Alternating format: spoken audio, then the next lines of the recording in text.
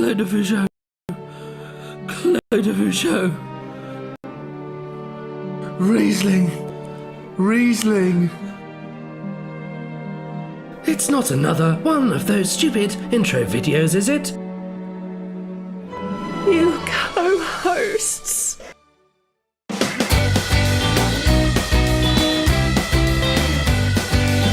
Tonight on the Online Wine Tasting Club, we go to a place that is very dry. We drink wines that use none of this wet stuff.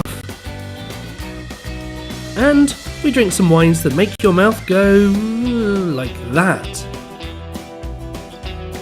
It's time to do Dry January our way. Welcome to the adventure series, Dry January.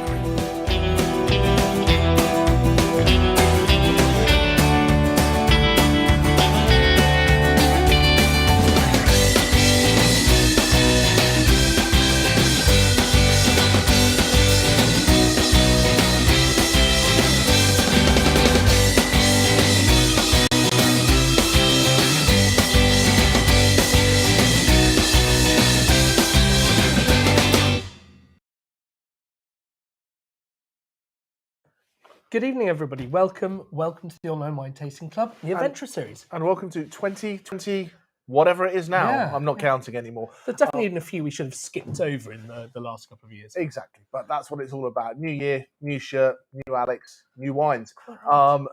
We know we've got a huge amount of new members who have joined us either because they decided they'd come and hang out with us, or someone decided that they chucked them a Christmas present so they could come drinking a little bit. So a massive welcome to everyone who's jumped in and joined us. And the huge thing is your club. Dive in, let us know what you want to know, what you want to drink, and all that kind of stuff. If we're telling you stuff that you go, oh, I know all that, I'd like to know something more exciting, go, Jamie, you're boring. Tell me something exciting.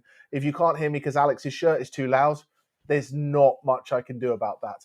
But we are doing Dry January, and the only way that we saw fit to do Dry January was to do something a little bit different. We did in our Discover series, we tried a non-alcoholic wine. Yeah, we did it. It Caroline's wasn't not people's favourites. Caroline's not been back since. We put her through that, and she was like, "No, I'm done with you guys." So what we're going to split it into three kind of sections tonight. We're going to do some wines that are just dry. It doesn't mean they've got no sugar, but we'll talk about balance between low sugar and acidity and how that is, a dry style of wine in the whites. We're then going to jump in and do a couple of wines that either come from dry places or are farmed in a dry style. Yeah. And then we're going to jump onto our third part of the evening with a couple of reds that they feel a little bit dry when you drink them. So, without further ado, let's get wine number one in the glass because that's what it's all about. And we are starting with a sherry, of course, because it's gone a little bit out of fashion. When we've put sherries into these tastings, they always go down immensely well, and as they should. In terms of, if you ask a lot of winey people what their best value, that's my children, not me, but what their best value kind of wine is in terms of the things that we look for in wine, like a very simple wine that we'd go for, your typical, off the shelf supermarket wine, nothing wrong with it. Absolutely brilliant at what they do. Simple fruit, acidity, balance. It's very refreshing. It's very tasty. But this just gives you so much more, doesn't it? And there's a reason why. Absolutely. And I think sometimes sherry, it gets that, I wouldn't say a bad rap, but kind of historically, people remember, this slightly sweet thing that came out of the back of the grandmother's cupboard at Christmas, dust the cobwebs off the bottle, pour a little nip of it, go around, go, oh, that's sweet, and so it goes back in the cupboard and then comes out again the next year.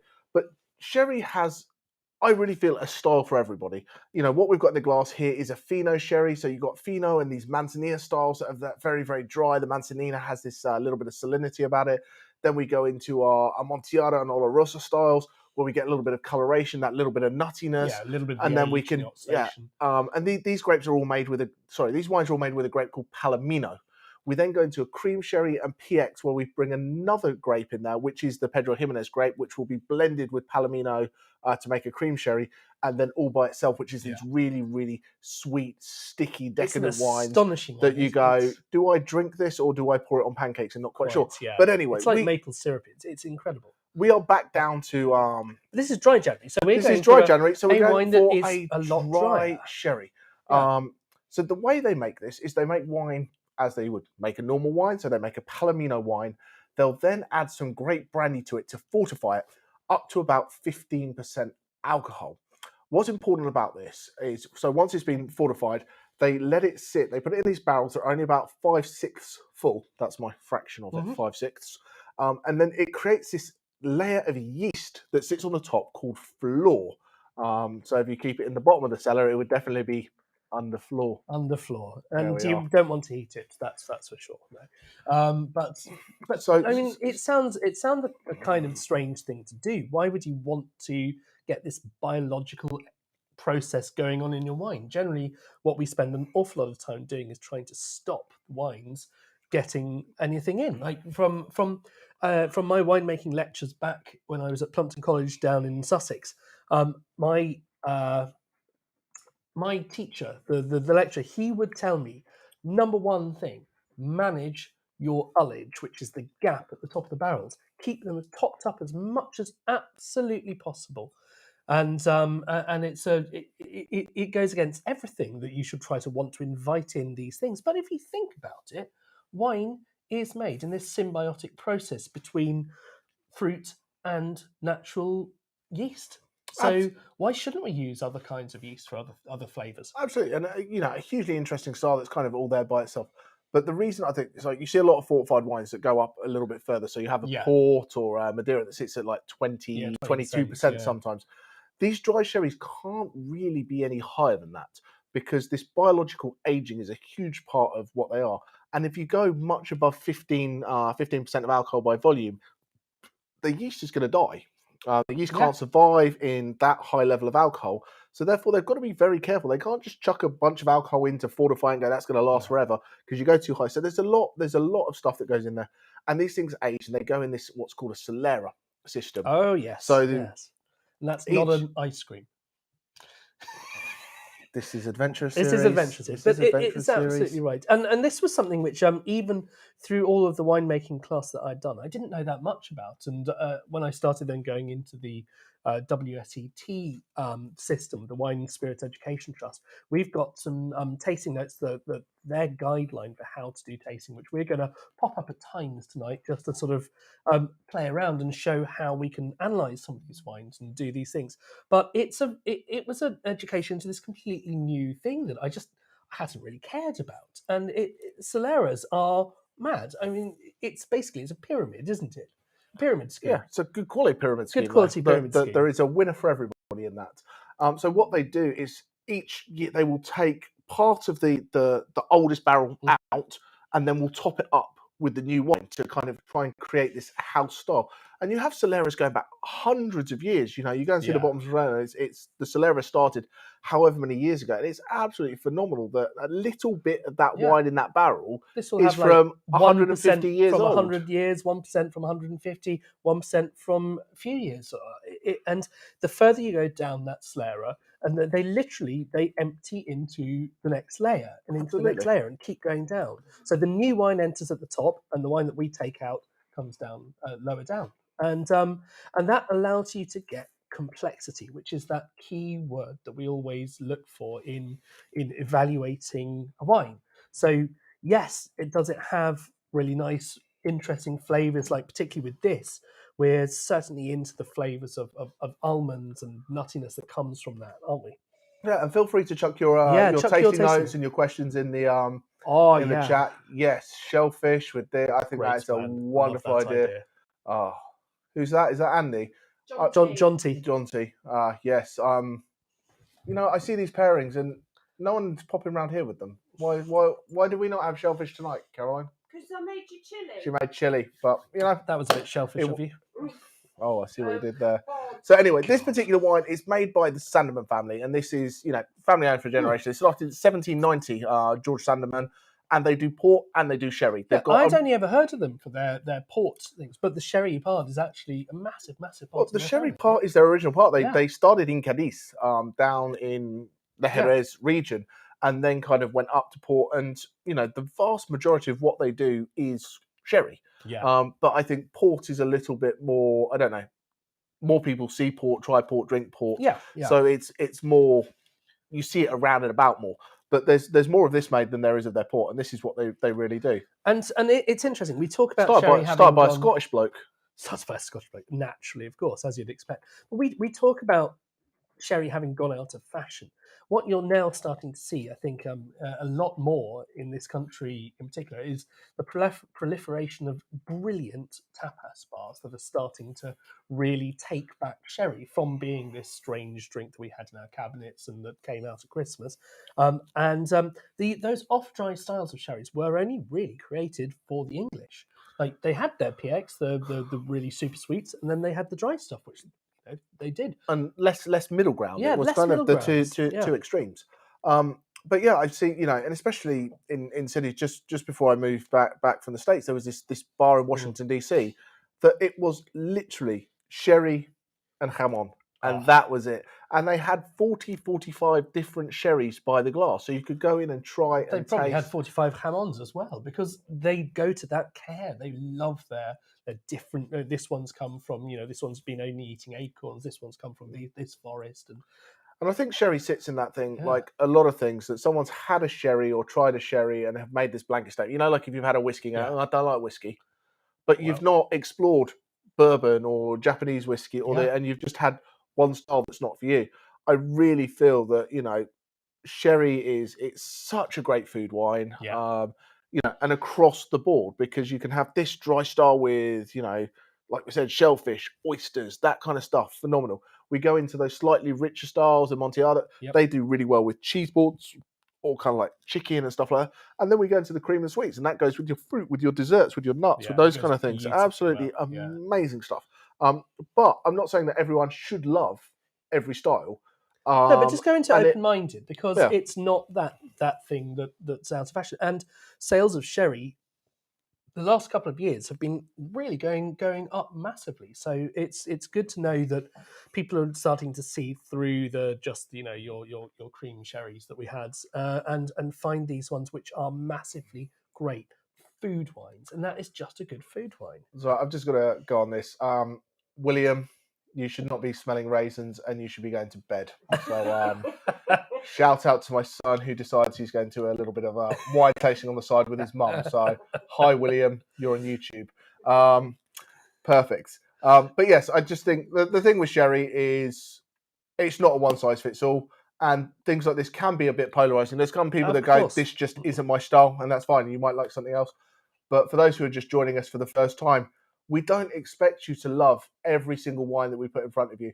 Our job is to kind of explore different styles, get something in your glass. If you love it, I hope you want to dive in and buy a case of it. And if it's not your kind of thing, great, let's move on to the next wine and find the next great glass for you. Quite right. And I mean, it's all just about pushing your boundaries, expanding your horizons, and going on this real journey around the world with the things that you wouldn't just try a bottle of. I'm gonna pick up a bottle of that. It's on offer. How many times do we walk through the sherry section of the supermarket and go, I'm going to try an Amontillado? Well, probably in your case, yeah. But yeah, so I mean, and that's the difference between just a wine tasting, us sending you out a bottle of some New Zealand Sauvignon that you'll probably like as much as any other one that you've ever had. So you don't send me bottles of New Zealand Sauvignon Blanc. No, yeah, I sent you bottles of Aussie aged Shiraz and English sparkling wine. But I can't really complain. I love this, and I think it's just, there's that flavour which reminds you of those kind of cream sherries, and you feel almost kind of a bit robbed of the sweetness, but it's about kind of taking your sort of context and moving it across and going, if I were having that with some of that beautiful Spanish Iberico jamon, it would be phenomenal. And you talk about your ones in the States. There's a brilliant place in Bristol and in Cardiff, which Bar 44, who are massively into their sherries and tapas tastings. There's a great one in York, Ambiente. We've got a local one, haven't we, in Wendover? So tapas bar, what's they called? Oh, Tres Corazones. Tres Corazones, exactly. Absolutely. Yeah. But check out your local one and go in with an open mind, because you will be shocked at how well these things which grow together and have evolved together, the styles of the food and the styles of the wine, they make them to work. And they do work. Perfect. So yeah. So how long would this keep after being opened? Sherry sits in a weird thing. Excellent question. The sweeter the sherry, the longer it will last for. And it's the same with wine. The higher the alcohol, the longer it lasts because the alcohol is the preservative. Something like this, I would keep it in the fridge and drink it within a week. I think 7 days is about tops that you're going to get. It's not on day 8; it will be bad. And I have two different ways of saying how long I would keep a wine for. There's how long I would keep a wine and sell it out of my wine bar. Yeah, of course. And how long I would keep it in the fridge and drink it myself. So for what I would sell it for, a week. For what I drink myself, you've probably got 10, 11 days, maybe a little bit longer. Couple And weeks. it's not that after 7 days it's going to fall off a cliff and it's going to be awful. It's just going to have deteriorated a little bit, almost maybe not overly noticeable. But if you then did open a fresh bottle and put it side by side, you'd see what the difference was. So if you're going to open a bottle, and that's the joy that a lot of them are in, half bottles or 50 cl. So you don't, and at 15%, well, you say 15% is a lot, but you drink a bottle of California Cabernet that's at that now quite easily, don't you? Well, to be honest, Bordeaux's in that sort of range as well half the time. So yeah, it's all about that. When you get over the sort of 16, 17% mark, then it will kill anything that comes near it. Still, you'll get a bit of oxygen damage, but it's a wine that's designed, to work with oxygen. So absolutely. So the bigger, sweeter ones, you've probably got a month or so. Yeah. But this very dry style, so either Keep a it in the Fino or a Manzanilla, you want to keep it in the fridge and you want to do it within a week, would be my point. Yeah. Perfect. Should we? But that's. I think that's nice, and it's really great just to see this. And it was a good opener for the dry January. When we sat there, we thought, where do we go with this? And sherry, a dry sherry is just that nice rare thing that we go for. So, so you're saying that for Finos and Manzanillas, you would go with the sort of seafood style. Absolutely.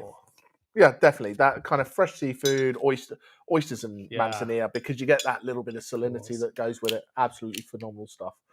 Anyway, should we... we're going to France should now, we less sherry, more... more France. Fantastic. So we're going to the Loire. We are.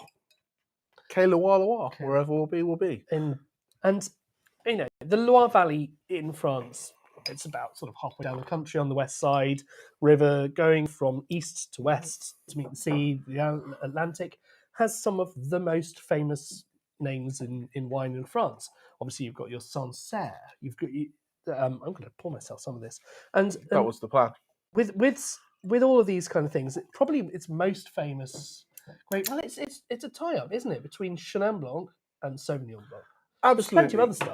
There's massive diversity across the Loire Valley, and a massive range of styles. So we're in Touraine here. Beautiful, sparkling. So we're not a million miles away from Vouvray, and Vouvray is famous for its Chenin, and in that region it makes sparkling, dry, medium dry, sweet, proper dessert stuff, and everywhere in between. And I think so. When we pull the big famous regions out of that area, we're probably looking at places like Sancerre, Pouilly-Fumé, maybe Chinon for the reds, Muscadet, and Touraine. Lovely wine, but it's not a region that's always top of the list when you say, "Oh, what kind of wine do you fancy?" So these guys, this is La Brochette, which means brushy head, because it's got a hedgehog on the label. Right. Don't upset the badger. Fun fact: I used to have a pet hedgehog. It's a fact. It is a fact. How many times are you going to have to turn this adventure series? How many times today? But this looks a bit like the badger. But this is 100% Sauvignon Blanc, so the same grape as you're using for your Pouilly-Fumé and for your Sancerre, but coming a little bit kind of more in the middle. But I think this is absolutely really nice. Beautiful. I think what's really interesting is that as you taste it, my first instinct isn't to say, especially when you compare it to the sherry, it feels so fruity, doesn't it? And when you get that trick that's going on in your mind that says fruit equals sugar.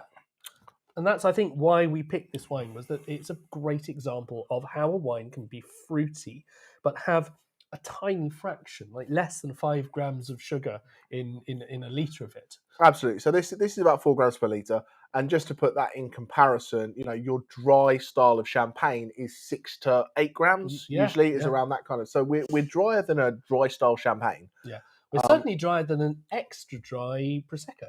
Yes, without a question Because of a doubt. ironically, extra dry doesn't mean extra dry. Extra dry means It less means dry. less dry. Less dry, but that's for another time. That's That for is another time. Yeah. So 100% Sauvignon Blanc, and these guys are all organic, sustainable, all that kind of stuff.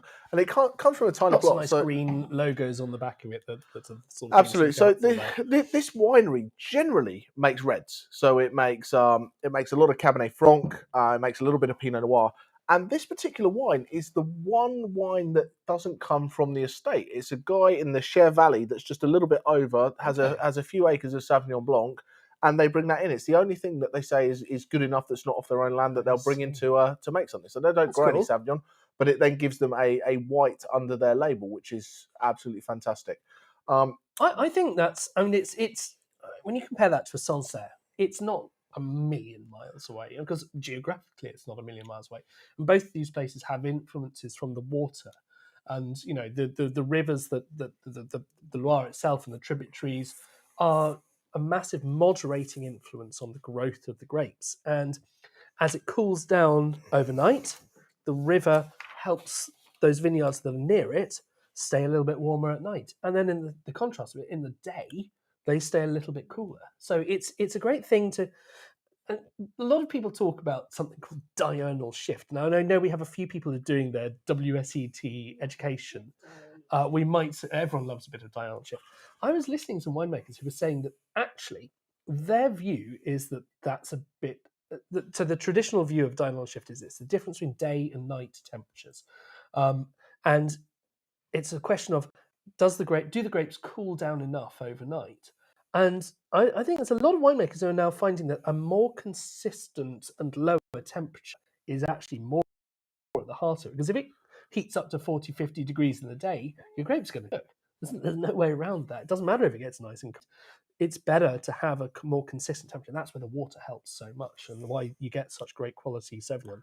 Absolutely. Anywhere that's got water, whether it's big rivers, big lake, it has this moderating factor because it sucks in the heat and keeps things warm when it's cold and keeps things cooler when it's warm otherwise. It's all fantastic moderating factor. I like that, and that's great value. But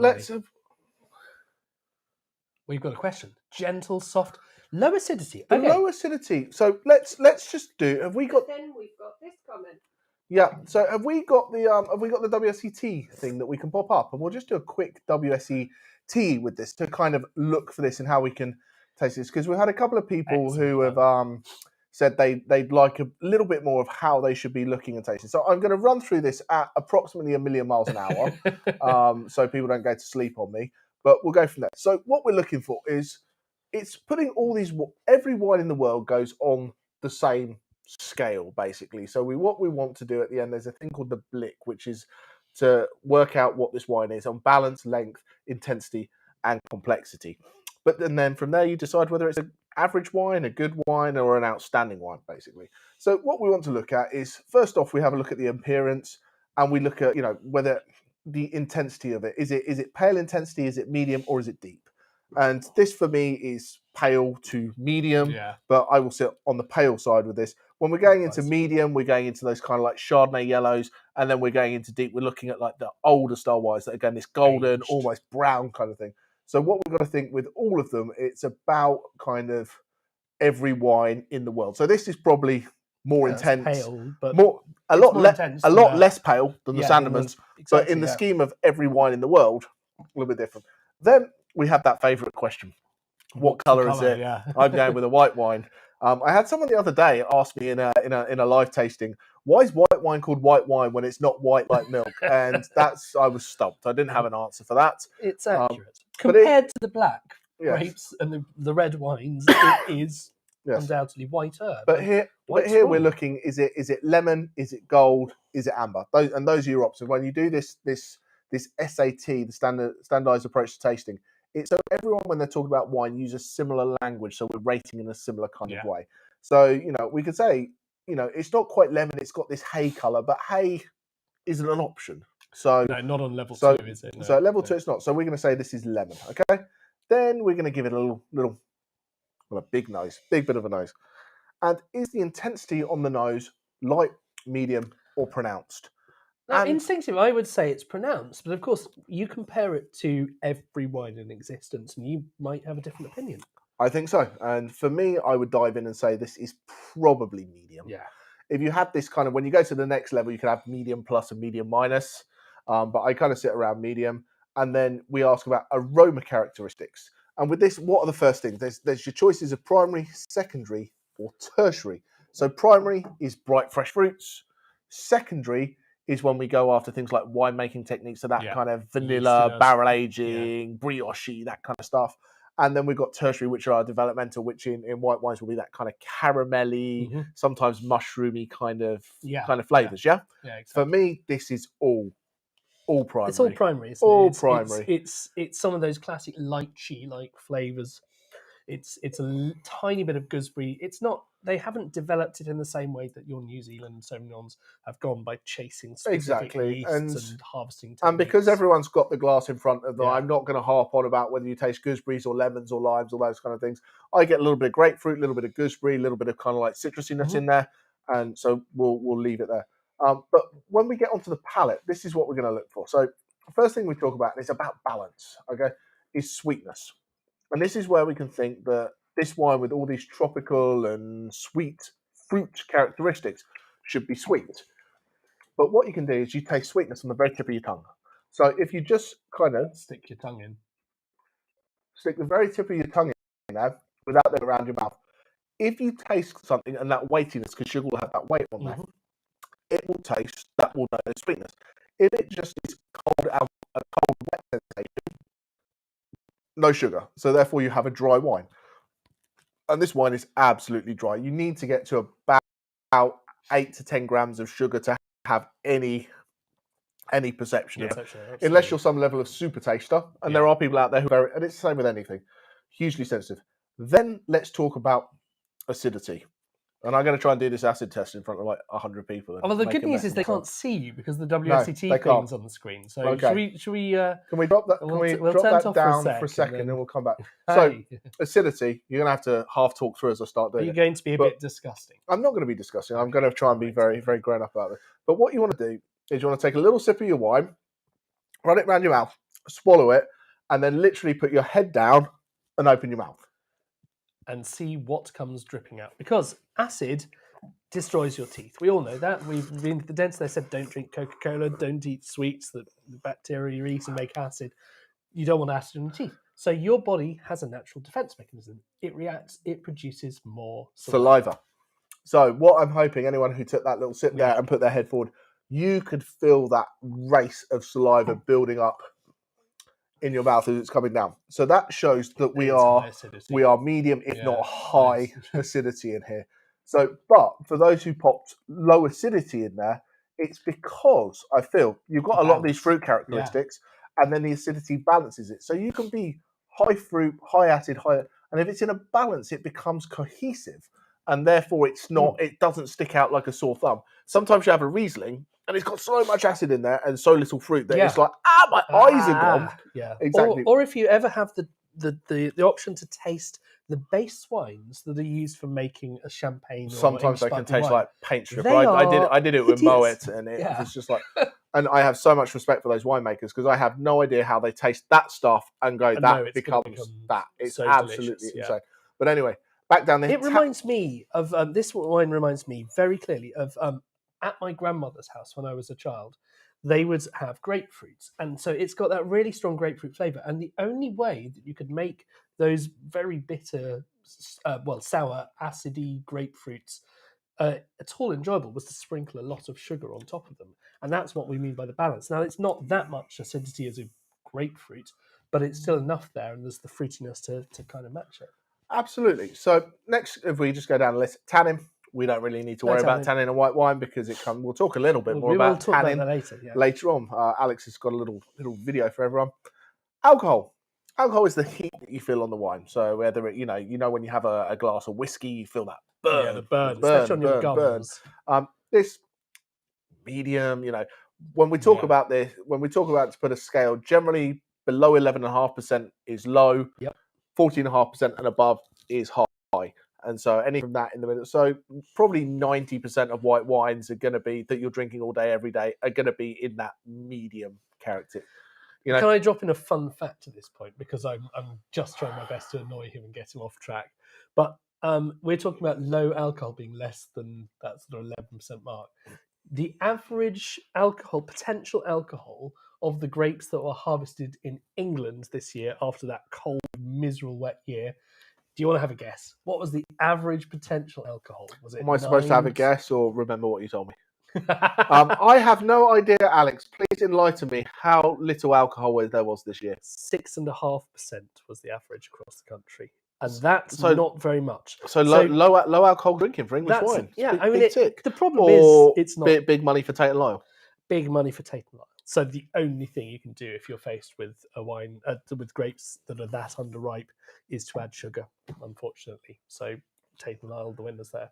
But yeah, low alcohol on the international scale, 11%. I'll shut up. Rolling down the WSET, we've got a couple more things because I'm guessing most people, and I'm hoping if you agree with me, agree with me. If you disagree with me, Yeah. shout at me and say, Jamie, you haven't got a clue. Everyone's taste's different. So we then look at the body, which is how much weight there is in the Yeah. mouth.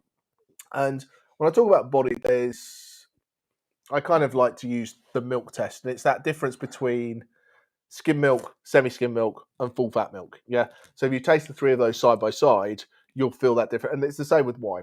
And it's very difficult to do with just one wine in front of you if you're first getting into this. Yeah. But as you taste more wines and more styles, you'll be able to go, that's lighter than that, that's lighter than that, and you put everything kind of together. Yeah. Yeah. And you build this. It's this big jigsaw puzzle that you keep adding pieces into, and as you do, you're going to be great. Next up, we're looking at flavour intensity, and that's how much it hits you. And for me, this is medium. There's good flavour. It doesn't blow your What head was your off. view on the body? Was it light? Body light, Yeah. medium, Light to medium. yeah. Yeah. You're not allowed to sit on the fence though, so I'm going to go with light. Yeah. I'm going to go with light bodied. It is because the thing is, it's your personal taste. You're never going to be, if you did this in an exam and you're one out, if it's light bodied, you write pronounced, you've probably got an issue. Yeah. But if you go medium, you go, oh, it's light to medium. And generally, if you're in a WSET exam, they have these standardized wines that are completely typical of what they should be. So that helps you out. Flavor characteristics. Once again, we're looking at primary, secondary, tertiary. It's all primary again. There's a little tiny bit of texture there, I think. And if I'm right, they did a bit of aging on the yeast, the lees, in that process. But yeah, almost entirely primary fruit. And that is a sign of a wine that you want to drink quite young. Absolutely. And then the finish is how long the flavour hangs out. Okay, because you get the acidity, and the acidity can dissipate quite quickly. But it's like, have you still got that flavour in your mouth? And it's not just gone. It's not the sip is and then it's gone. If it's just there and it's gone, that's that. If it lasts for up to about 10 seconds, you're medium. Once you go past like 15, 20 seconds, you're pushing for a long finish. Yeah. And for me, this is in medium. Yes, medium. So absolutely. Then we have our conclusions on the quality. And this is when we look at our blick, which are balance. And we can either be poor. Turn the thingy off. Now. Yeah, we can turn that off. You can come back to Alex's pretty shirt. Oh, yeah. Absolutely. We look at poor, acceptable, good, very good, or outstanding. So the balance on this, I think, is good. I'd say it's good. Good, if not very good. The length is good. Good. The intensity for this style of wine, I think, is very good. Yeah, very good. And complexity, there's not a huge amount going on, but it's still There's good. It's still good. good. I'd say it's good. It's not going to blow your socks off. So you turn around and go, in the world of all the wines of all the world, this is good. A good 3 wine, out of 4 goods. Exactly, yeah. And I don't know what other people think of that, and I'd love to see what your thoughts are on working that out, that whether it's, poor, acceptable, good, very good, or outstanding, that you put those through and go, your first thoughts go, this is quite a good wine. Does that then turn around and sit the same when you go through the WSET? Is there any thoughts or questions, Caroline? Because I've just been talking and I mean, how do you? Let's ignore all the technical stuff. Do you like it? I mean, because this for me is a sort of a wine again that would go with your oysters kind of thing beautifully. It's that seafood wine, but I'm very interested to know. Would you pick this over Sancerre if they were similar sort of price, or if this was cheaper? Could it be that sort of you haven't heard of it? Nice alternative. Absolutely, and I think that's a big thing. That A, do you like it? And B, when the Mm. prices come up, do you think it's value for money? And go, Yeah. because you go, I absolutely love it, but I'd buy it for £8, or, I absolutely hate it, but it doesn't matter if it's £8. I'd rather have a great wine at £20. Yeah. And it's about what that value for money is. No, that's personally, you like it. Not a fan of the sherry, but hey, they're chalk and cheese, aren't they? They're absolutely It's chalk and probably cheese. the first time you've tried a sherry, I'm guessing, in a while. And you know what? We don't need to like everything. It's absolutely the case. So, Yeah, pick your shirts. I don't like any of them. hey, Hot, got some lovely Maybe. colours on it. Oh. But I think Well- it might be time for us to move from doing some nice dry wines, which are really beautiful and exhibit that perfect thing of with the sherry drier than I you was might just going from expect. Sauvignon Blanc to Sauvignon Blanc because everyone likes the Sauvignon Blanc. Everyone does, and we're going presumably to New Zealand for. Oh no, we're not. We're going to a glacier. Now we have featured in a previous tasting the wines of Ventisquero before, but Because this I one love them. because they're great, they're fantastic. But this one, it comes from the Atacama Desert, and for those who know about the way plants grow, you need sunlight. They you get need lots the of right that. kind of temperature. They don't get a lot Don't get of that. much of that, and you need water. Oh, they and don't get they any don't of get that. any of that because it's a desert. Furthermore, what you do not want is lots and lots of things like salt, which, if we're going to go, let's go geeky, it messes with your cation exchange coefficient, which affects how the roots That's what draw I've been in. suffering from since Christmas. Yeah, well, but it means that if you've got lots of salt, the roots can't get the nutrients they need. It's as simple as that. And if the vines don't get the nutrients, he's talking about wine 3, so make sure it's in your Yeah. glass. yeah, Please let's make sure move it's in on your to wine glass. 3. I'll let you Before he tells everybody a story and forgets to allow anybody to drink it. Yeah, so wine number 3, we're going to the desert, the Atacama Desert, and this is quite a long way north in Chile. Yes. In Chile. Yes. And mine just went blank. Yes, because nearer the equator, warmer, more deserty. Exactly, yeah, and it's massively close to the equator, way outside of this kind of normal zone. We have these two bands which go around 30, the world. 50, north and south. Indeed, that's in terms of your latitude, and that is where it's said that we can grow grapes because you get the right kind of temperature not to cook it. But it turns out the Atacama Desert is very, very high. High and dry. High and dry, indeed. So when we say not very much water, 1 to 3 millimeters a year. Yikes! That's that. That's not enough. That's so not enough. what's interesting? So Ventisquero make wine up and down Chile, Yeah. but they're the only people making the wine here because they own the water rights in the Atacama Desert. But before we get too techy about it, I just want to get everyone tasting it because Yeah. I talk a lot about Sauvignon Blanc, and Sauvignon Blanc being one of the grapes in the world God. that truly takes on, when we talk about terroir, where it comes from. New Yeah. Zealand tastes different to Sancerre, tastes different to Loire, tastes different to in Bordeaux for white, and tastes different to what you drink as Chile normally versus what you get from the Atacama Desert. And this one, again, we have done in the previous tasting in the Atacama Desert, but this is a single block of the vineyard, and you really get this intensity that is off the charts. I mean, I haven't even drunk it yet, but just from the nose, I'm sure you're getting this at home. Crazy. But I think, Green. I'm not going to harp on about WSET tasting, but if we look at intensity from the last one to this one, it's a different world. This is definitely jumping into the medium plus to pronounced. I'd say this is pronounced. Wow. Yes. How can that be the same grape? Wine 3 is fun. It's got this funky green bell pepper thing going on. It's got great texture. It's got lovely. Yeah, I completely agree. It's got a lot of this herbaceous green kind of flavour in there. You think about wines where you get that bit with some of the English varieties, the Bacchus and things. You get it with your Cabernet Sauvignon as well. The chemicals that make those flavours of the green peppers are called pyrazines, aren't they? You're so happy to be back on I'm Adventurers. back on Adventurers, yeah. So don't worry if I'm geeking out and you just ignore it. explains it, doesn't Just it? ignore it. I'll But- put it in the chat. to So stop I know him. that we have some people who are studying for their diplomas or their level 3s, and Can you come and help that's us? great. But yeah, that's not something you expect from a Sauvignon Blanc. You expect potentially, if you're done it wrong, you expect a bit of cat wee from the thiles. Just but- to address that. Never had anything like this before. When I first tasted this, I was exactly the same, and the wine geek in me was like, "Holy moly, this is epic! I want a million cases of it." But then the kind of like the business side of me was, if People somebody buy wants this Sauvignon Blanc, expecting- am I going to sell? And this has to be that kind of hand sell and explain it to people, because if you're looking for that grapefruit gooseberry forward Marlborough or that steely fresh Sancerre style, and I sell you a bottle of this, it's not going to be what you're looking for. And you might think it's delicious, but it's not quintessentially what you might No. expect from Sauvignon Blanc. But this is the joy of these wines.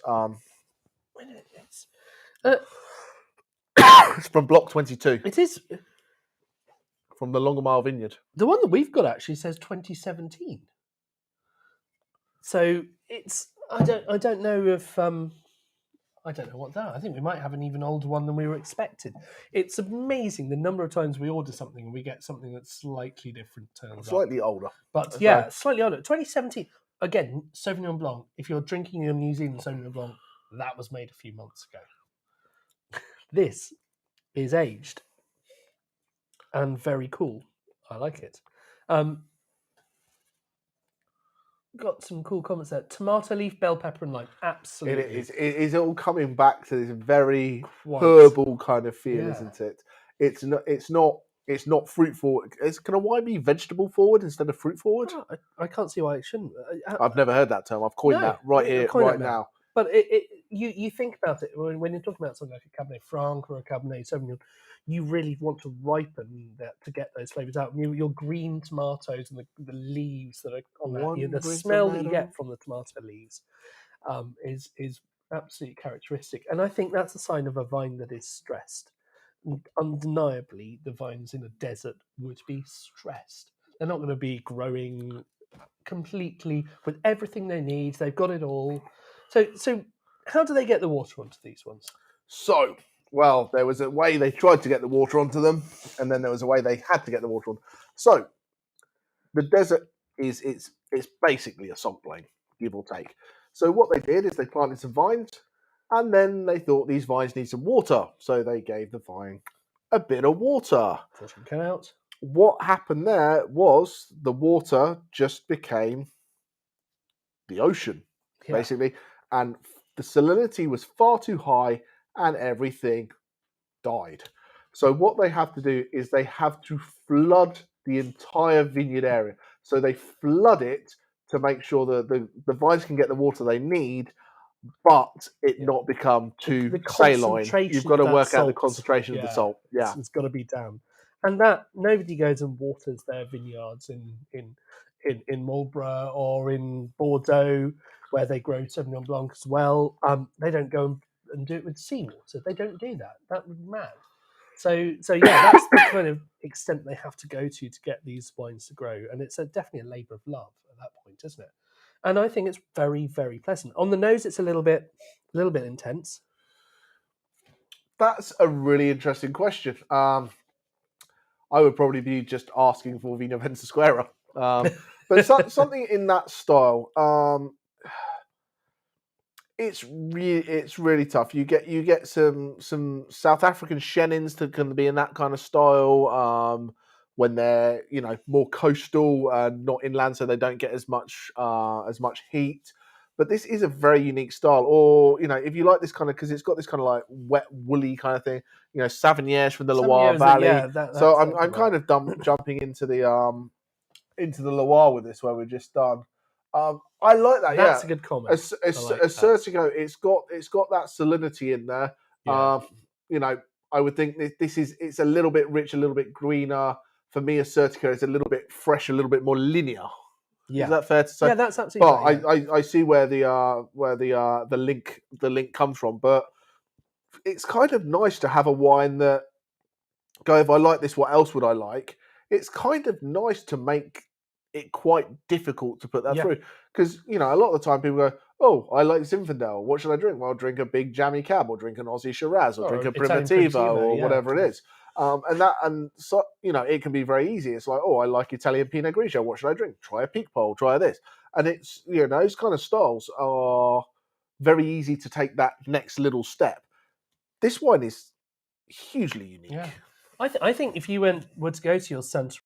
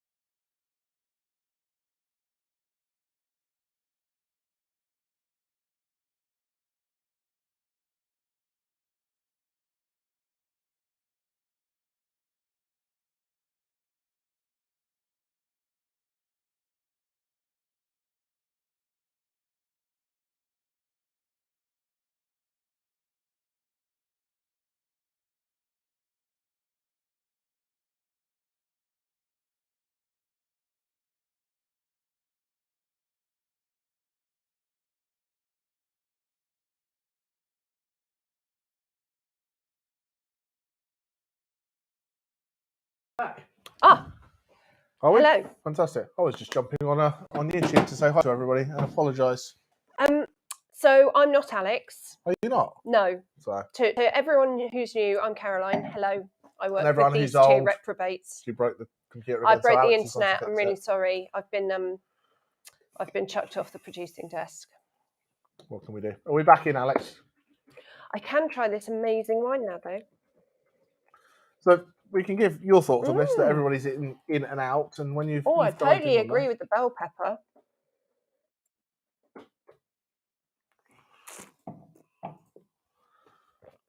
we're back.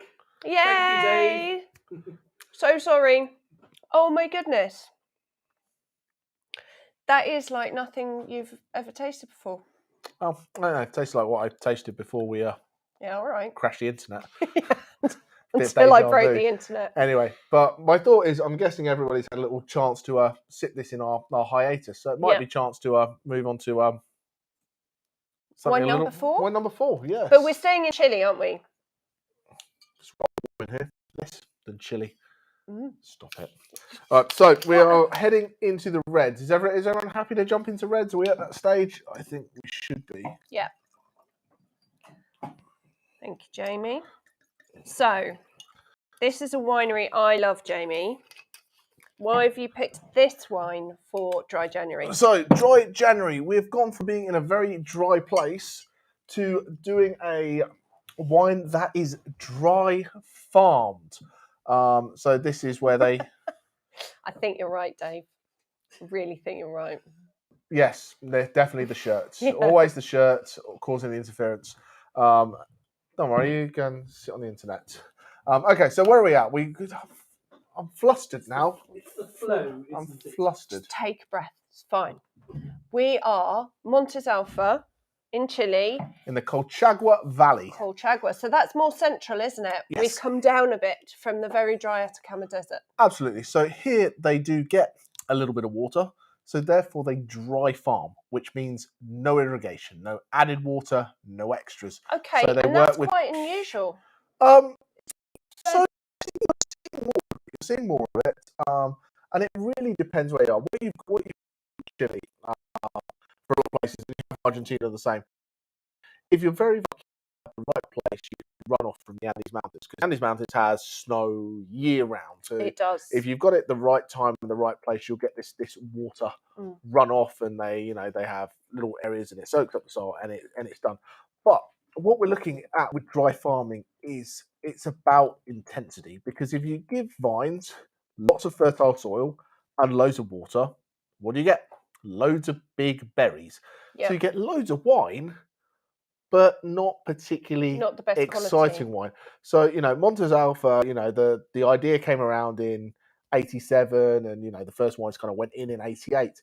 And the idea was to make Chile premium. The 70s and 80s, well, 60s, 70s, 80s, Chile's been making wine for hundreds of years. But, when we talk about, when I say they've started making wine, it's when it became kind of commercial and global.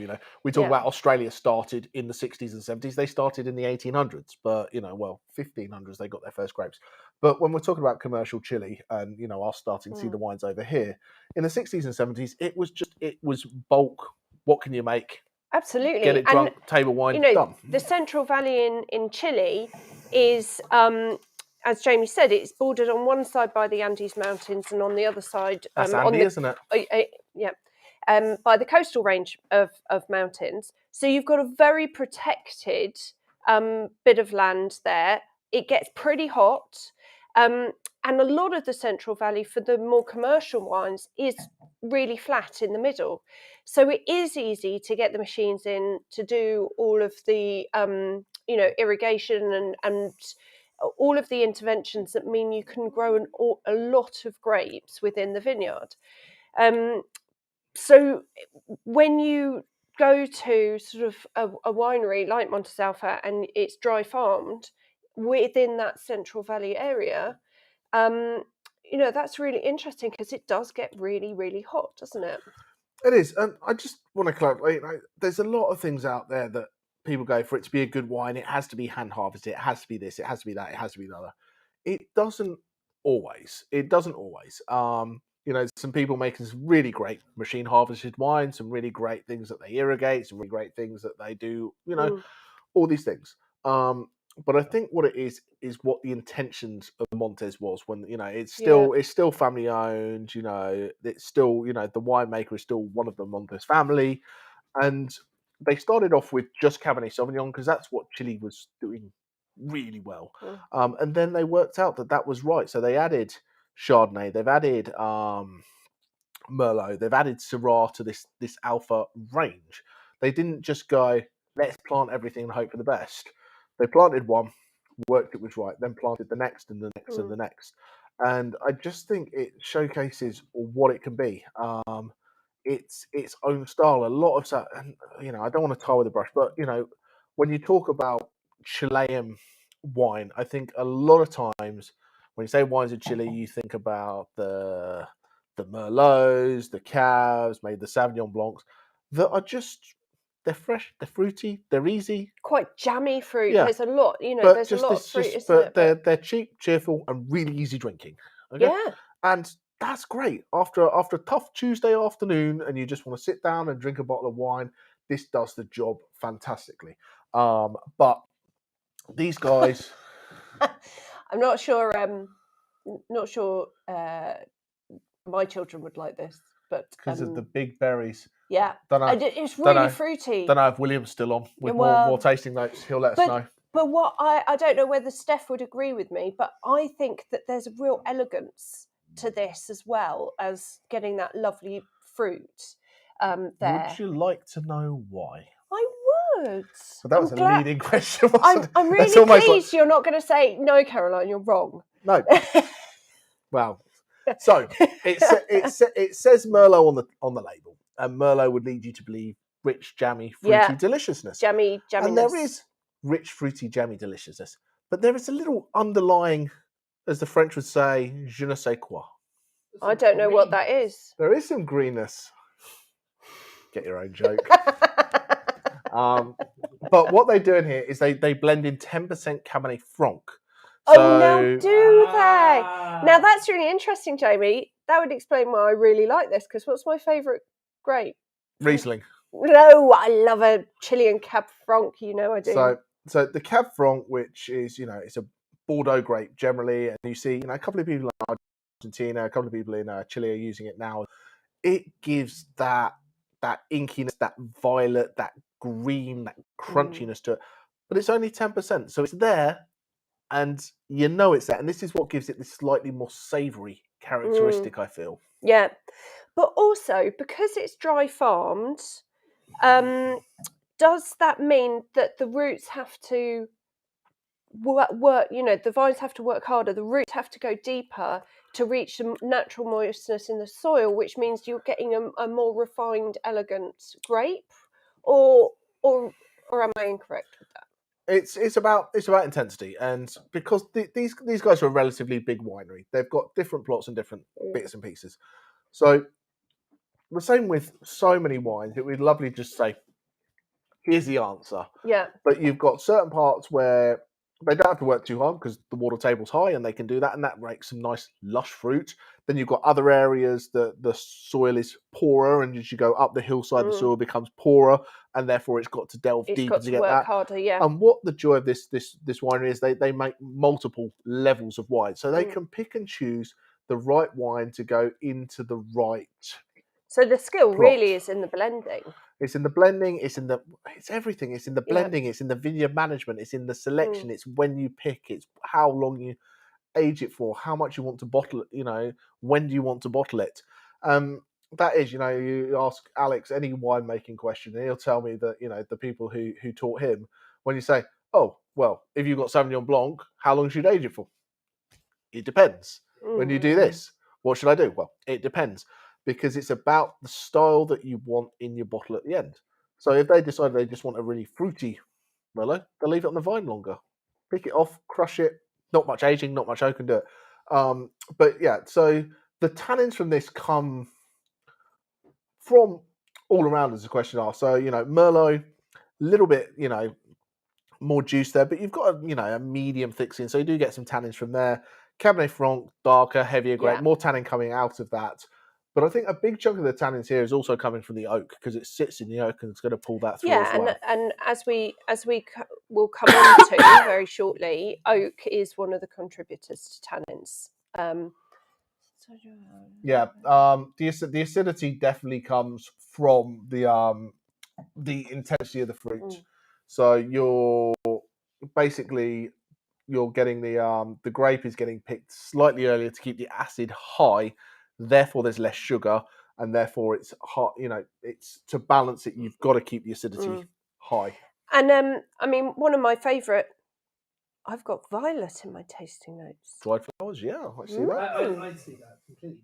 We also have. I'm going to pop up a very good comment, because this is a really key point that we haven't mentioned, which is that it is aged to the sound of Gregorian chant for a long time.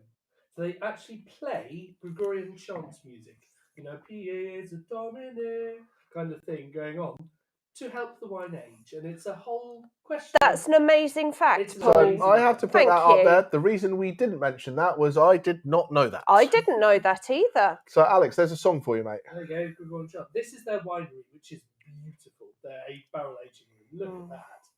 Yeah, So Montes good. is stunning. And they've won Wine of the Year for Decanter previously. I think it was 2005 and 2006, maybe back to back. They won it for their Cabernet Sauvignon. They make blends. They make all kinds of fun stuff. But absolutely beautiful. Oh, that's really interesting. So we're reintroducing people to Merlot, which I love, and of course Chile. Talk about Merlot. No, that's Bruno. Bruno.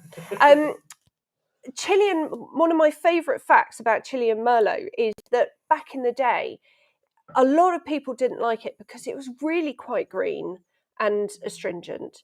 And do you know why that was? Because they picked it early to make loads of it.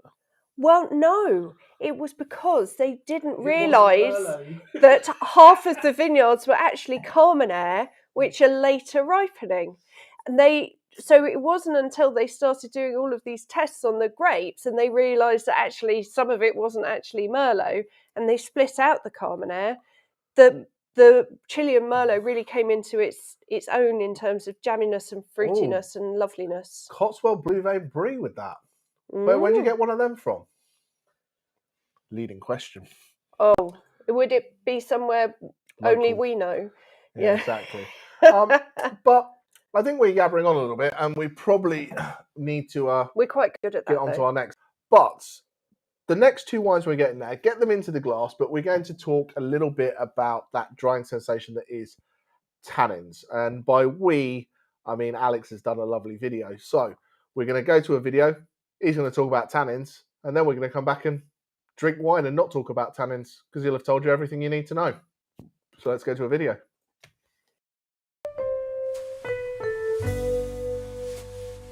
Okay, let's talk about tannins. Now, wine geeks tend to wax lyrical about them and get horribly carried away with emotive language. Are they smooth, jagged, elegant, silky, plush, integrated, fine-grained, or how about just grippy? You also get chemistry geeks talking about things like phenolic compounds and polymerization. Well, don't be scared, there's a lot to unpack, but it isn't as bad as it sounds. So the word tannin is a collective term for a group of chemicals, and it comes from the Latin, where the bark of trees was used to tan animal skins, and indeed it's a natural group of chemicals found in most plants. They come from 4 key places in wine: the skin of the grapes, the seeds, the stems, and if you use them, of course, the oak barrels. But you also find tannins in tea, almonds, dark chocolate, and spices like cinnamon and cloves. I'm sure you've all left a tea bag in for too long and found it rather grippy, there's that word. In a wine, they add bitterness, astringency, but most of all, complexity. So what on earth is going on? We can't get away completely from the science, but there are a few useful takeaways. First of all, tannins bind with proteins and turn into something solid. And it turns out there's plenty of protein in your saliva, so when you add a tannin to protein, it can cover your tongue with a strange residue.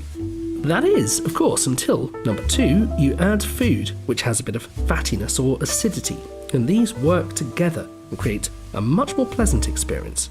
That is why red wines work so well with so many kinds of stronger flavoured food. 3. The younger, shorter tannins that we find from the grape skins themselves can be a bit unpleasant to deal with, and the harder you press the grapes, just like squeezing a tea bag, the more of them you get. But, number 4, over time, they bind together to form longer chains, and they also bind with the wood tannins from the oak, and that process needs just a little bit of oxygen, which comes in through the cork or through the barrel.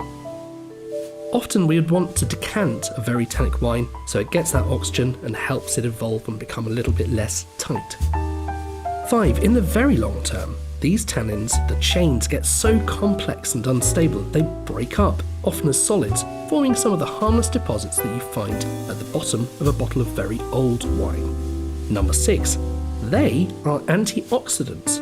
This means that they react really strongly with oxygen, stopping other things getting damaged by the oxygen.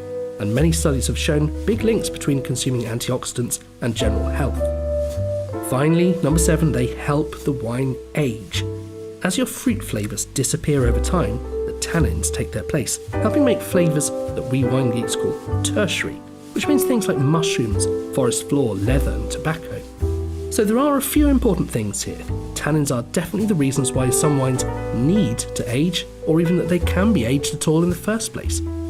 They're also the reason why some wines work so well with food. But all of this is just really important for helping you match the right wine with the right occasion. So grab some cheese or charcuterie and some nibbles and just taste the next couple of wines and see what happens when you combine them.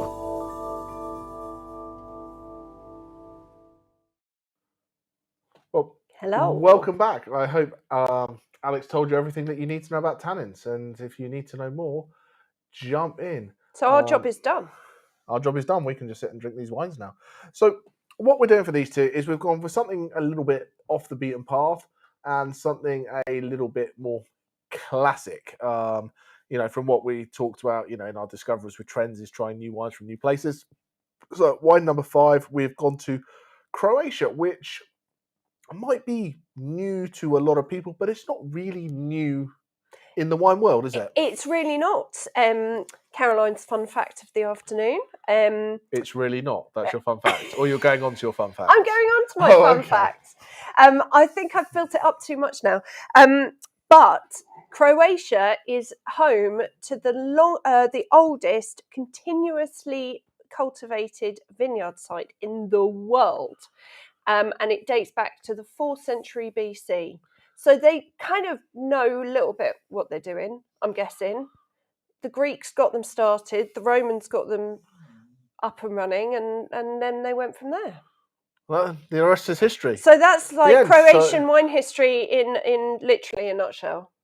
Yes. Okay. So wine number 6 is okay. So let's talk a little bit about Tiran. Do you want to talk a bit the family, who they are, what they've done, and what's in the glass? Yeah. Well, actually, Or do you want to talk about minefields first? Oh, I might. Well, I'll come on to minefields. Okay, you get to minefields.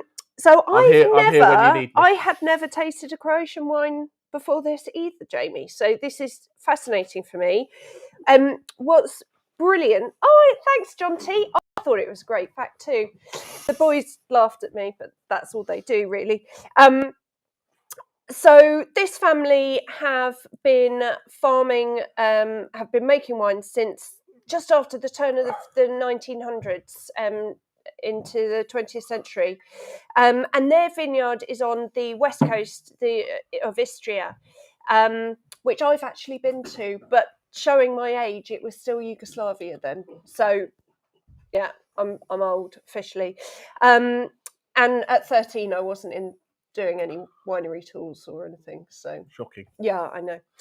He was drinking Clos Veugeot at 13. I know. Yeah, I was a long way away from Clos Veugeot at 13. I was going to say, surely at 13 in Croatia, they were putting you straight onto the hard stuff. Anyway, digress. So what's really important to know about this part of the world is that it's just literally a hop, skip, and a jump over the Alps from Friuli in northeast Italy, isn't it? Absolutely. You've actually got lots of similarities. That same bit of land comes through over the border. I think this is what is interesting about a lot of new areas making wine. They're bordering places that are currently making wine. It's very similar climate, very similar soil, and there's a lot of, winemaking techniques have gone backwards and forwards. A lot of, Croatians moved to Italy to make wine because they want to do it. And now we're seeing a lot of Croatians either moving back or Italians going to Croatia because it's a little bit cheaper for the land and stuff like that they can do it. And it's that same piece of land, the Cuglio region, that it's there, 250 miles, it just runs through. It's the same piece of land, the same climate, So why wouldn't you be able to make great wine? Yeah, but also northeast Italy, Friuli, is very famous for its lovely, beautiful aromatic whites, which we covered not so long ago. So to get a red for Croatia, that's not what they normally make. That's not their biggest. This is production. A little bit. These guys, the one I see most of, they make a white Malvasia, which is beautiful. Oh, okay. Thanks, Mad. You're making me feel a little bit better. We'll get some aged wines. We'll do a Yugoslavian wine tasting between the two of you. You can reminisce. Get Paul's comment back up on the screen because it's very bitter, and that's the point. Yes, that's a tad. And so are you when we talk about your shirt. There is some bright fruit, isn't it? And I was surprised when we poured it. It was very youthful in colour, quite bright and almost purpley. And that's because it's 2020. It's not very old. So you do have that youthful colour. But the tannins definitely are there that The sort of give the that tannins are slightly there. bitterness. They're very, very grippy. They are maybe a touch, even, and I don't like saying this about a wine that I like drinking, but they are a little bit astringent. They really are. They feel, you get that sharpness right at the end of the palate, which just drinking it by itself, I kind of agree with Paul. It might be not unpleasant, but not expected. But I think this is a different bottle of wine or a different glass of wine if you add a little bit of charcuterie or something like that. If you get that little bit of fattiness that's going to go with that, and that will balance out that. And there, the cheese is really bringing out those blue flavors, which will balance that astringency and that tannin. And that's what's really important about all wine tasting and drinking wine. That the same wine, depending who you're drinking it with, where you're drinking it, what the temperature is, what you're pairing it with, you're going to have a different experience. I will have a different experience drinking this wine, sat here with studio lights on and trying to remember facts about it, than I would sat down the pub drinking it, or all that kind of stuff. So it's the right wine at the right time with this. Snack pairing, Christmas Stilton. See, so Jonty's king of the old pairings. Jonty's got a bit of Christmas Stilton. Ian's got a bit of Blue Brie. Brilliant. Not blueberry, but Blue Brie. Yeah, but we failed entirely, didn't we? We've got nothing to go with these very tannic wines. No, we had chili con carne. We had chili con carne. Yeah. But yeah, so I just want to very quickly jump. We'll go back. We'll talk more about Croatia, but I want to get this in the glass because everybody's shouting that wine number 5 is quite tannic. Can you just get rid of the end of that for me, please? Where? Oh, okay. No. Okay, I'll just drink it. Just drink it. Professional in the studio. Yeah. So this is a blockbuster when it comes to tannins, isn't it? Oh, I just want to see everyone's faces. I'm just selfies from home for tannins on this. So this is Chianti Classico from Fontori. I love these guys. So 100% Sangiovese from different blocks within Chianti Rufina, old vine. Absolutely amazing. So dive in and drink it. But I want to do a little. I'm just chewing. While you chew on before I taste, I'm just going to do a quick regional recap. So Chianti is within Tuscany, yeah. So we're Italy, Tuscany, and then you've got Chianti, you've got Chianti Classico, and then you've got Chianti Classico Reserva, which are 3 similar but very different things. So Chianti just has to be from the Chianti region, mainly Sangiovese. 80% they can blend some other things in there. You've then got Chianti Classico, and that doesn't mean that it's a classic style. Classico, and you see it with Soave as well. You see Soave Classico. It's from a particular part of Chianti, and when you see these Classicos, and it's usually the centre of the region, on the best slopes, on the hillsides that are facing southeast, which are the best places to do it. So best vineyards, best slope, and you've got the Chianti Classico region, which is the historic centre of Chianti. Yeah, and that's DOCG, isn't it? So top. Yeah, and then you have Chianti Classico Reserva. So Chianti Classico Reserva, same rules, same region, but a little bit stricter. It's got to meet certain criteria. It's got to be a certain percentage of alcohol and bits and pieces like that. So you go up and there's more rules that come with it. But when you get your Chianti Classico certification, you get the big black rooster. Oh. Rooster. So this is Fontori. It's organic. It does all those kind of cool things. They've been growing grapes for a long time. The family behind Fontori have been growing grapes since the dawn of time, I think. But they only bought this winery back in the 60s. And also their main business. This isn't even their main business. Their main business is a terracotta company.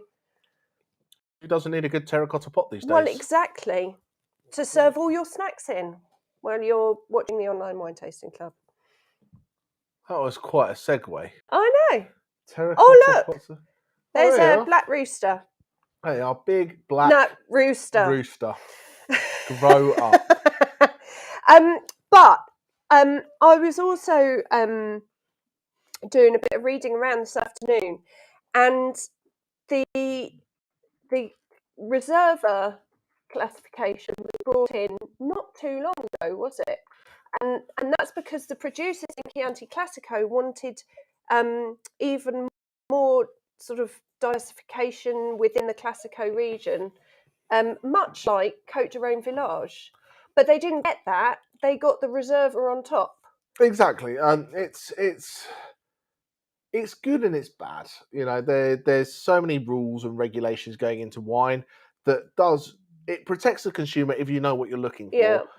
But it can also become a bit of a kerfuffle. Yeah. Yeah, you know, that it's a Chianti Classico versus Reserva, and it's about what level of alcohol it has, and this. How many general people on the street actually care that it has to be 12.5% alcohol? Nobody. But it needs to be good drinking and good fun. But also, you know, the reason why I think it's important to look out for Classico or Rufina or DOCG is because is because just normal Chianti actually has been maybe not managed in the best way, not produced in the best way over the years, and you don't always get the best quality wines. No, and I think that's been an Italian problem in general.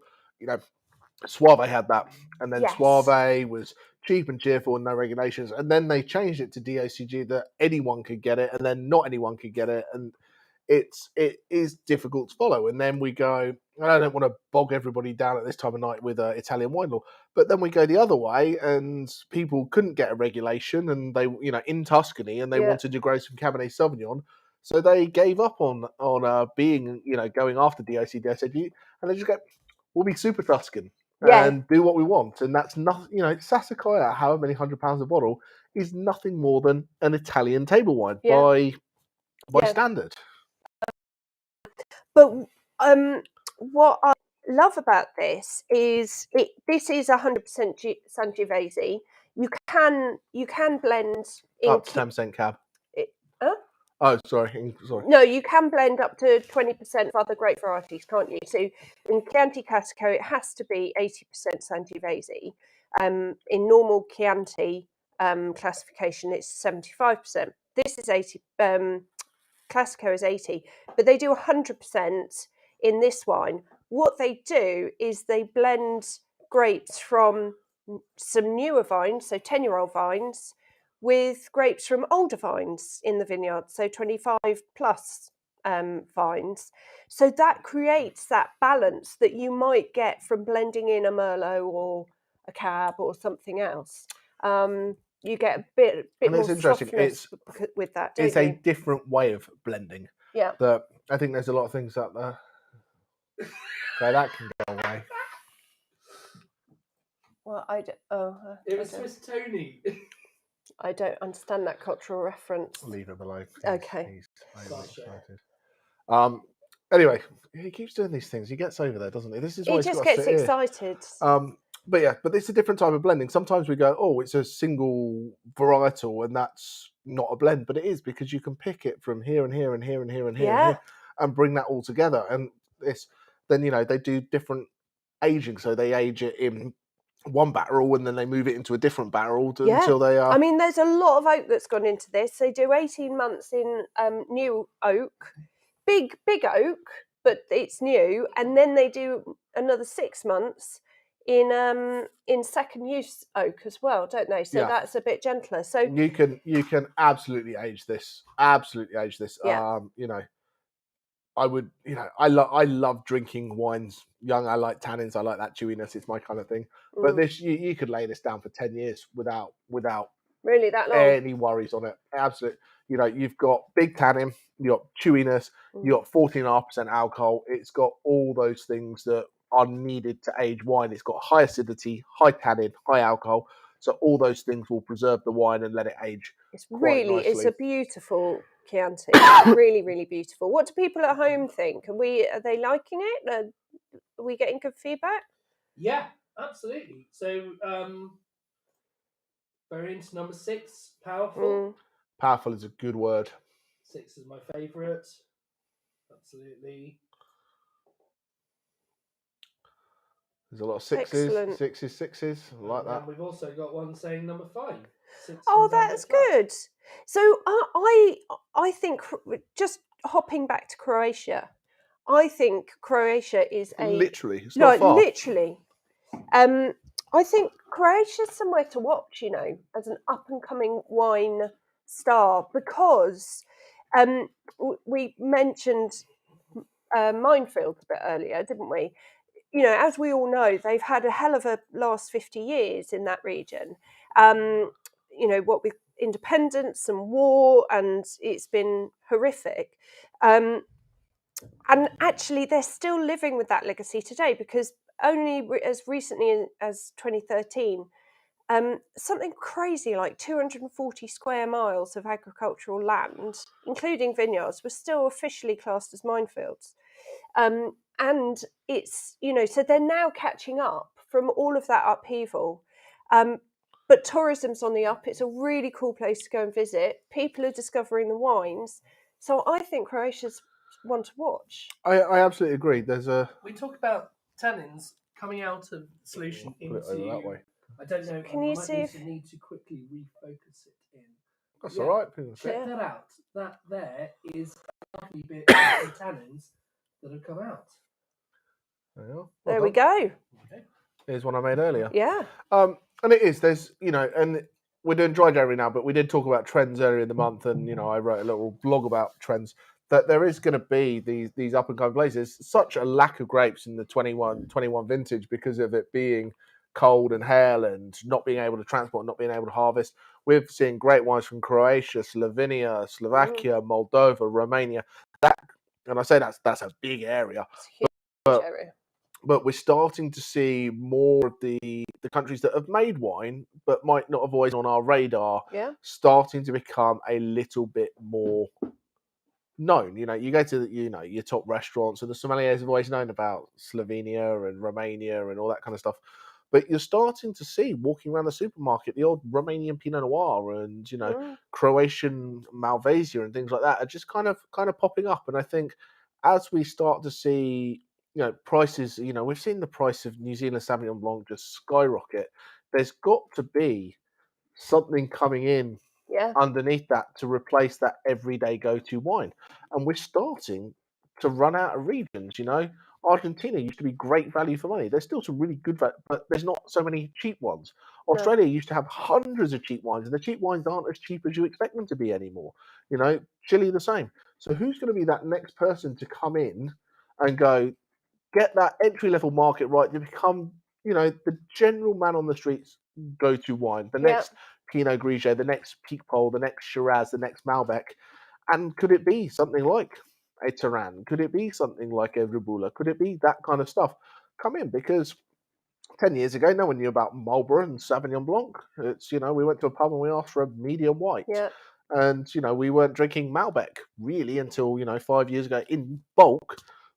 So there's nothing to say just because we've not heard of it today doesn't mean it's not going to be the next best, the next big thing in the next couple of years. Yeah. So I'd put, I'll put a couple of quid on Croatia to make a bit of a splash over the next couple of years. Absolutely. And maybe, ages ago we did Wines of Eastern Europe. Maybe we need to revisit that, and maybe let us know at home if you'd like us to do another focus on that area of the world, and we can have a think on how or to if there's, do it. as we say, if we'd rather just do wines of Romania or wines of something like that, or wines of Croatia. Please do let us know what you'd like to see, because it is your club. Good comment here. The Bulgarian Cabernet in the 80s was properly up there, wasn't it? It really was. So we do. Did we do it on the Eastern European tasting? We did a Cabernet blend from Bulgaria by Bessa called Inira. So it's a Bordeaux style blend made by a guy who used to have a winery in Bordeaux. Went to Bulgaria. Absolutely phenomenal. And I think a lot of these, wines, they kind of had their heyday, like Hungary and Bull's Blood and that kind of stuff. That was massive in the 70s and 80s, and then it. Magda, I've been meaning to email you for so long, and I'm really, really sorry. This is an on-air apology. We've got to make this happen, though. I would absolutely love to host a show with you, so let's make that happen. There we are. Anyone else want to come on and guest host? The more we can keep Alex out of the chair, the more pretty pictures he can put up. Or replace me. I'll take a break from the chair. Oh dear, no, you hate that. You like your chair. I'll just sit in the back and poke. We were talking about this just the other day, weren't we? A vintage vertical comparison. We were talking Yes. about a lot of things the other day. There's some interesting ideas are brewing. We've got some good stuff coming up. And if there's anybody on here who did our standalone global superstars, love to get any feedback on that, because that was a lot of fun to put those wines together. Yeah. And if people want to see more of that, Oh, absolutely. And we're going to be doing more sort of off-the-shelf tastings where you can just buy the pack and they'll either have a little pre-recorded video or just the tasting notes. basically and drink great wines without dealing with us. Absolutely. So you don't have to listen to us chunter on any more than you already do. Smaller region, Steph. good one. Yeah, well, it sounds like Steph's a woman that we need to listen to. Moldova. Yep. But we've had some good Moldovan wines. haven't We have So, indeed. yeah. We have indeed. Our adventurers know their stuff, don't they? They do indeed. They do indeed. So, should we have a little chat about what is going on? Well, in the yeah, next- absolutely. Should in we the show next the one? prices first? Let's put What the we prices got? up. Let's do put the prices up. Let's put the prices up so we know what we're drinking. It's not there, so I've just got to find it. He's too busy. He's too busy putting fast show pictures up. So while he's finding the prices on his magical mystery tour, what do we got? So right now, while it's still January, we have a vegan pack off the We shelf do. with some great wines from Mesta and some other Italian bits, and there is a little Romanian Pinot Noir in there as well, which is fun. So if you want to dive in and do a vegan tasting, it doesn't have to be just for January. You can be vegan in February or March or April, whenever Well, you I would think like. the general theory is that vegans isn't just for January. It's Just for Christmas, like just... I don't know. I don't know where I was going I'm with not that. going to upset anyone. I'm glad people like the global superstars. Oh, thanks, Paul. So we've got Glad that you on enjoyed there. it. But next month we are doing a little bit of Spanishy. So our discoveries, for those who do both, we're just going to do a little bit of a tour of Spain. Yeah. And then for those who are doing our adventurers, we're going to do a little tour of Spain at the beginning. So we might have a little bit of overlap between the two, because we like to share the wines around with the world. And, you know, if we can double up, we get more content from our lovely winemakers and stuff like that. They're more likely to jump on and say hi. And then the second half of it is going to be a Ribera del Duero masterclass. So those who remember doing our Rioja masterclass last year, we're diving, excuse me, into Ribera del Duero. I'm looking forward to that. Lots of That'll be lovely. Tempranillo. We've got, you know, reservas, grand reservas, all kinds of fun stuff, just to kind of show what it is. I like old world with what's changed. You know, we can look at doing if we could get an old Chablis versus, you know, a Chablis today would be kind of good, you know, like a 5-year-old versus this, and kind of look at how wines have developed over the time. Loads of stuff. So either put it in the chat or email us. Do you know what else is brewing? What? Bit of love. Love is in the air. Is it? Well, it's Valentine's Day next month. What are you buying, Heidi? I'm trying to get this on camera for you, Heidi. I'm going to buy her a membership to the online wine tasting club, because that is the best gift that you can give anybody that you love. Well, do you know what you Is that could buy her? Is that a promo? You could buy her our Valentine's hamper. I could, but she's not going to share it with them. The last thing she wants to do is listen to me yabber on about wine. Heidi, and I'll buy it Valentine's. for you. We'll do it together. No. So Valentine's hamper on the website now. There's a half bottle of champagne. There's a mini wine tasting with 3 packs. And there's a little bit of stuff to create a grazing board at home as well, with a very lovely treat in there. So yes, that's for sale if you fancy doing an extra wine tasting for Valentine's Day this year. Perfect. But these are the prices. Are they the prices? I think you might have a typo, Mr. Taylor, on the Fontodi. Right. Okay. What should it be? The Fontodi, as much as it looks deliciously fun, the Fontodi is $27.95. Oh, sorry. So I would say you can get it here first, but there's a discount, and then there's And then there's free wine. Yeah. So, but dive in. You can buy it on a website. The stuff that you love. If you buy 6 bottles, it's free shipping. Mix and match, so you can get one of each if you like it. But for those of you who joined us for the first time, thank you so much. Hope you enjoyed it. Apologies for the little tech difficulties in the middle, but you know the world is a good place when the internet works. But we will be back next month and the month after that. If you like it, tell your friends, and have a wonderful, wonderful evening. Alex is going to pop the next 3 things, and You're on, Heidi. You can say draft, Felicia. Draft, Felicia. Roll credits. Good night, all. Good night.